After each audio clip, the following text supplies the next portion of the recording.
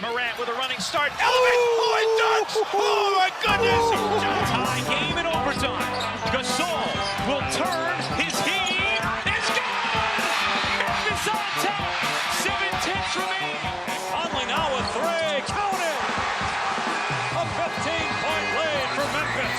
And Blake Griffin gets into it on the floor with Randolph. Hard to tell if there are any punches being thrown under there, but Griffin took acceptance. Adams going long. Morant! He hit it! John Morant, insanity! You gotta be kidding me. Welcome to Grits and Grinds, a Memphis Grizzlies podcast. My name is Keith Parrish. The Grizzlies lost the first game of their longest road trip of the season. They fell to the Sacramento Kings and former Grizzlies player Jake LaRavia. They were missing Ja Morant, who was held out with this hamstring issue that popped up. Also, Scotty Pippen Jr. was unavailable. And the shorthanded Grizzlies, despite getting 44 points, a season high 44 points from Desmond Bane, did not defend nearly well enough, and because of other results in the NBA on Monday night, the Grizzlies fell to 5th in the Western Conference. That's the lowest they've been in the standings since Thanksgiving. So, on today's episode, let's talk about the loss. Let's get right into it. The headline for it, from the Grizzlies' perspective, it's Ja Morant's injury status still up in the air. We don't know how severe the hamstring injury is. They certainly have survived many times without Ja Morant this season. They're 15-11 on the year without Ja Morant. Usually, or many times, Luke Kennard will step up and start like he did against the Sacramento Kings. But I do feel like also missing Scotty Pippen Jr., who had this great run. We were monitoring his number of games off the bench with at least 2 steals. He had a 7-game streak doing that. Last game, in the win over the Heat, he became the player with the most double-digit assist games coming off the bench for the Grizzlies. So Scottie Pippen Jr. has been playing great. Missing him while also missing Ja Morant, while also continuing to miss Santi Aldama, it proved to be a little bit too much. But also, all of those guys are not normally your key defenders. Obviously, Scotty's been playing some great defense, but this game, this loss to the Kings, a lot of it falls back to the defense just not being good enough. The Kings scored 132 points. Desmond Bane, on his way to the 44-point performance, he had a 20-point third quarter. He was 8 for 11 from the field in the third, including making all 4 of his three-point attempts in that quarter. Despite that, the Grizzlies lost the quarter. They were outscored 33-32 in the third quarter. And this continues a trend, a worrying trend for the Grizzlies, where the defense has really, really slacked off.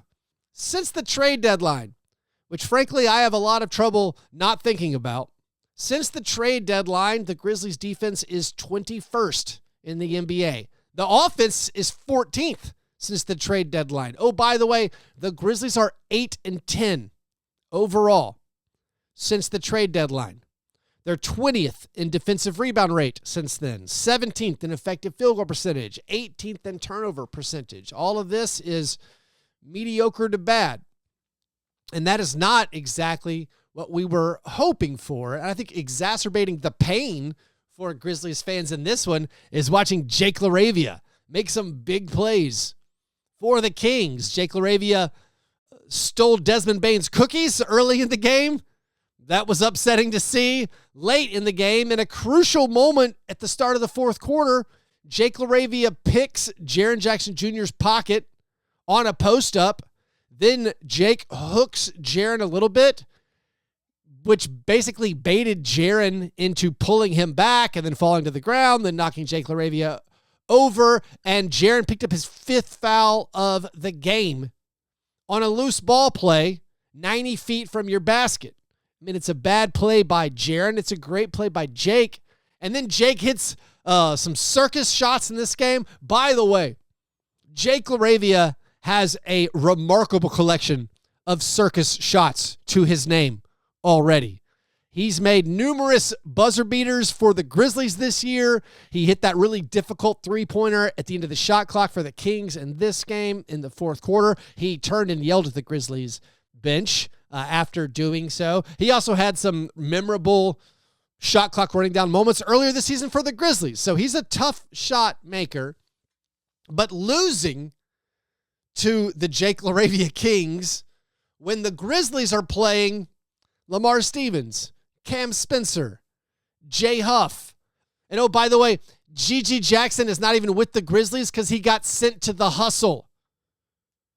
G.G. Jackson got assigned to the G League. Meanwhile, Jake LaRavia is making winning plays for the other team. That, of course, makes it more painful. I don't know how frequently you listener right there pay attention to my show, but this has been something we've been over a lot. The decision to not bring back Jake LaRavia on his fourth-year option was bizarre. It was odd at the time. I said so at the time.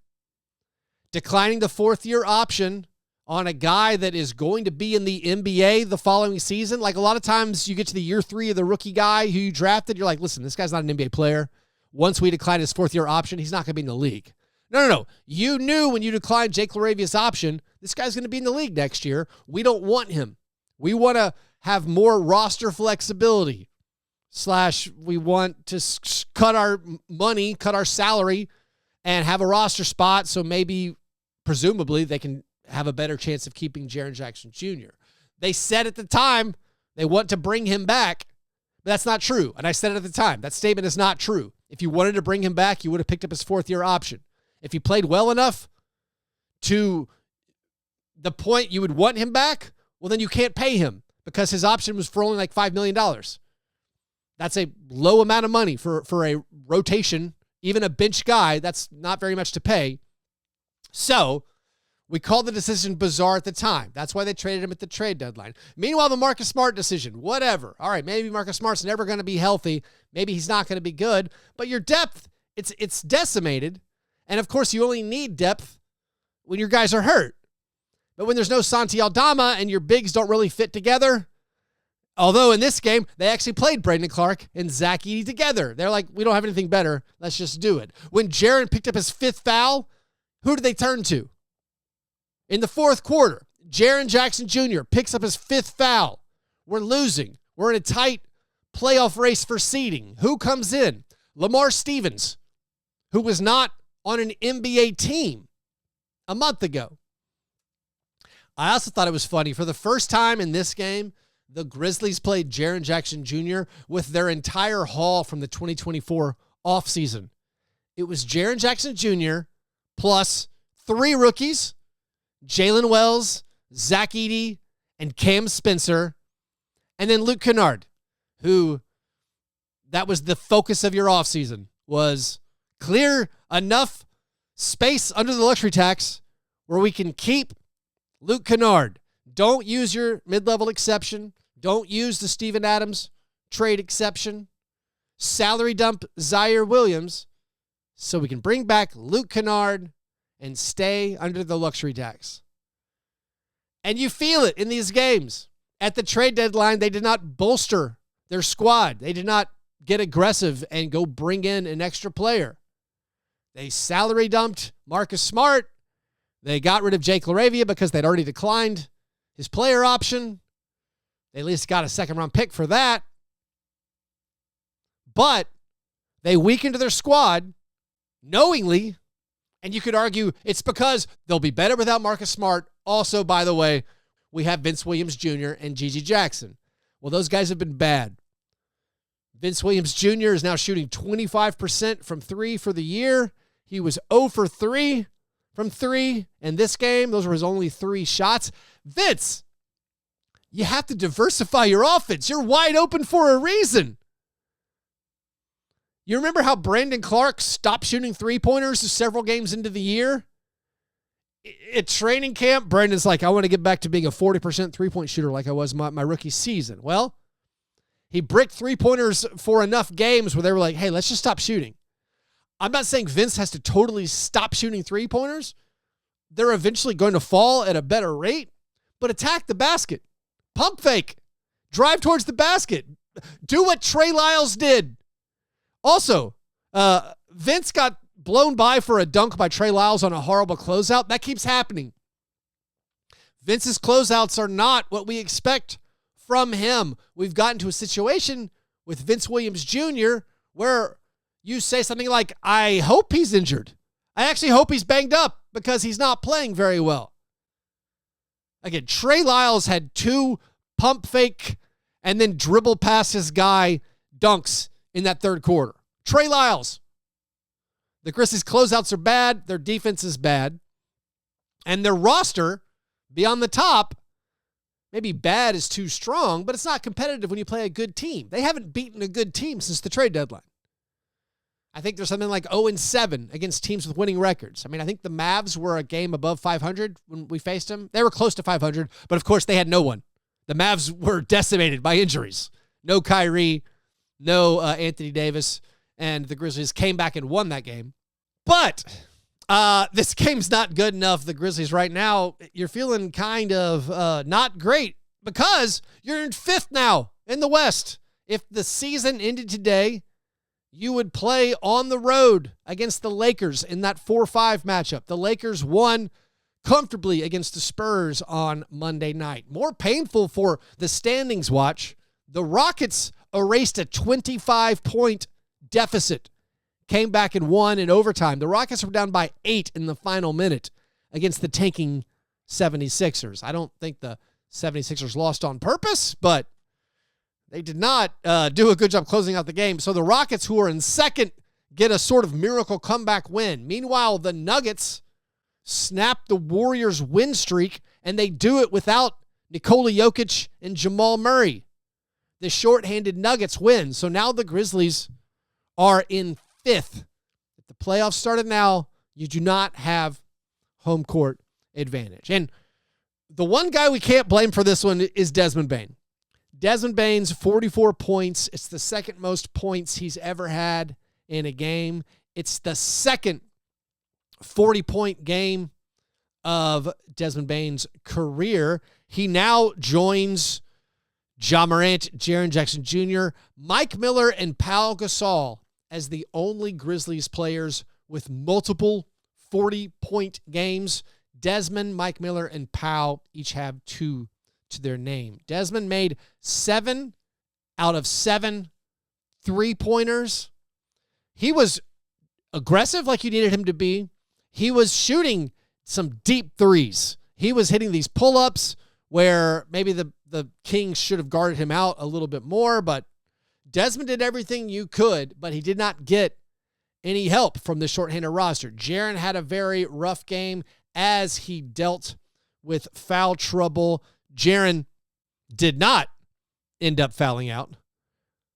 Ended up with a even plus-minus in his 31 minutes of playing time, but he had 12 points, 3 rebounds, 3 assists, and a steal. Missed both of his 3-pointers. Luke, in the start, missed all 4 of his 3-pointers. He did have 8 assists, also 8 points. Since his 30-point game, Luke is just 1 for 11 on 3-pointers. Edey had some good moments. It was an up-and-down game for Edey. His stat line looks pretty good. 12 points, 8 rebounds, and 4 blocks. A few of the blocks were absolutely spectacular. However, Edey left a lot on the table. Edey missed, I want to say, 3 very easy shots. He, of course, is dominant on the offensive glass. That is his elite skill. But right now, he's struggling so much on offense where, I don't know, it's not that he's unplayable like you needed him to play. You didn't have anyone else better to play.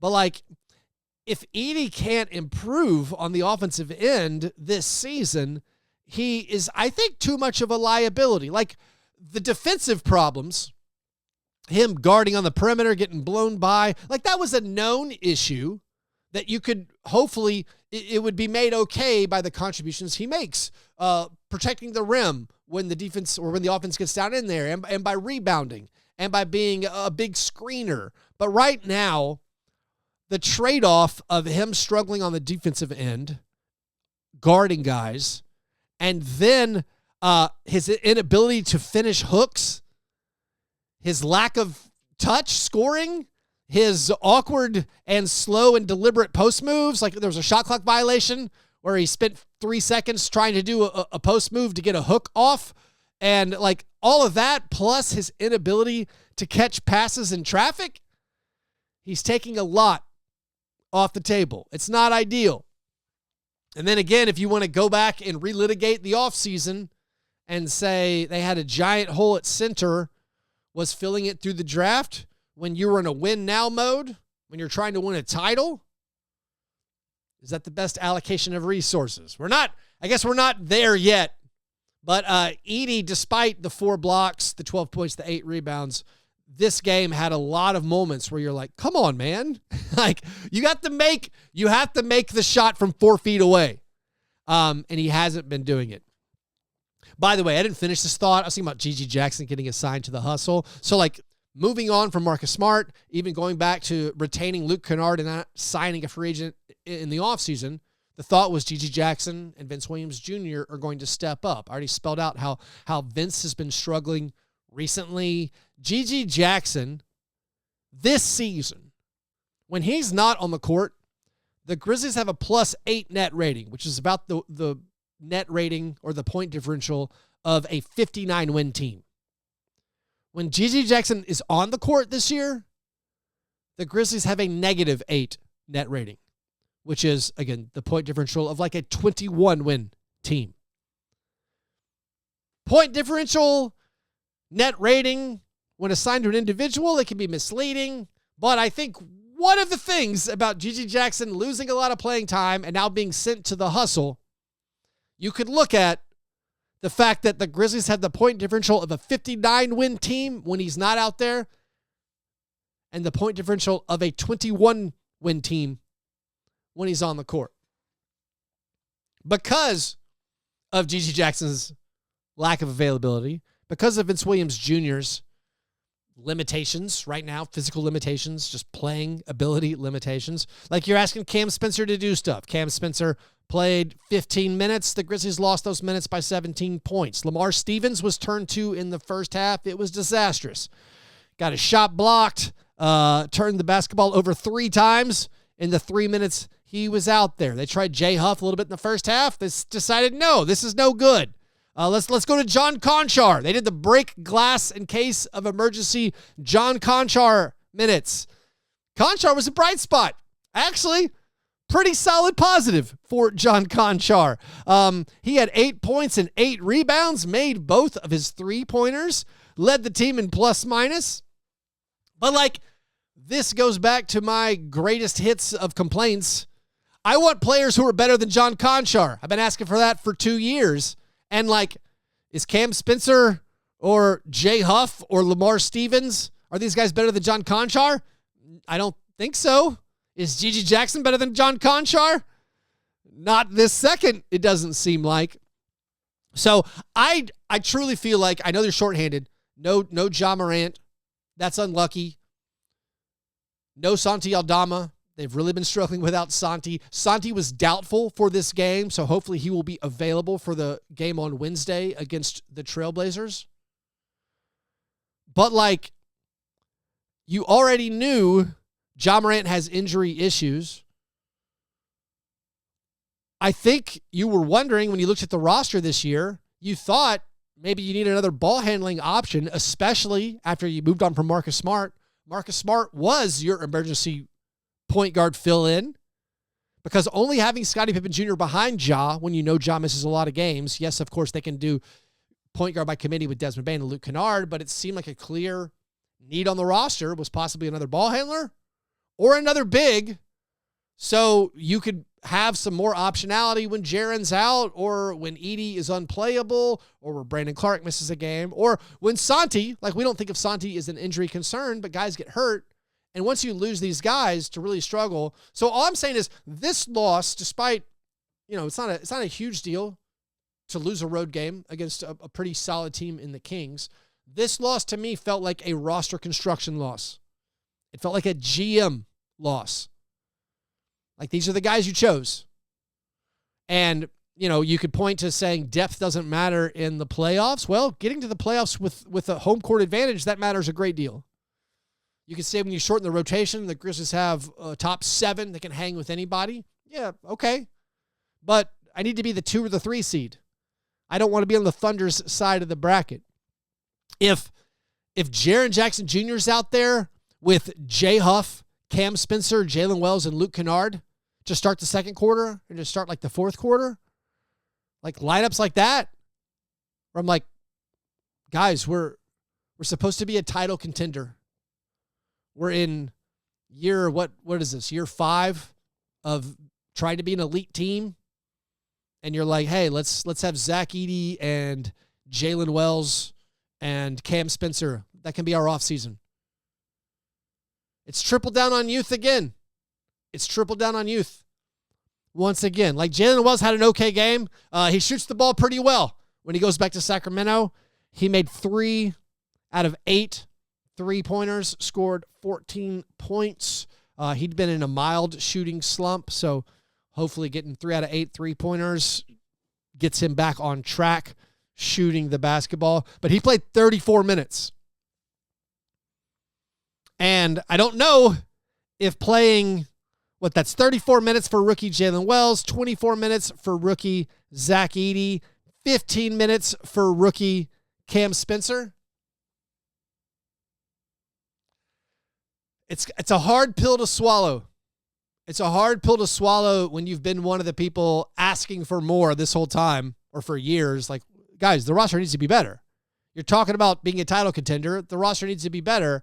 And this game, I felt like you really saw the limitations of that. But anyways, that's all I have time for today. The Grizzlies will be back at it on Wednesday night. I would like to thank everyone for listening. If you want to support the creation of the show, do that at patreon.com/fastbreakbreakfast. Hope you have a great day. I'll talk to you soon. Go Grizz.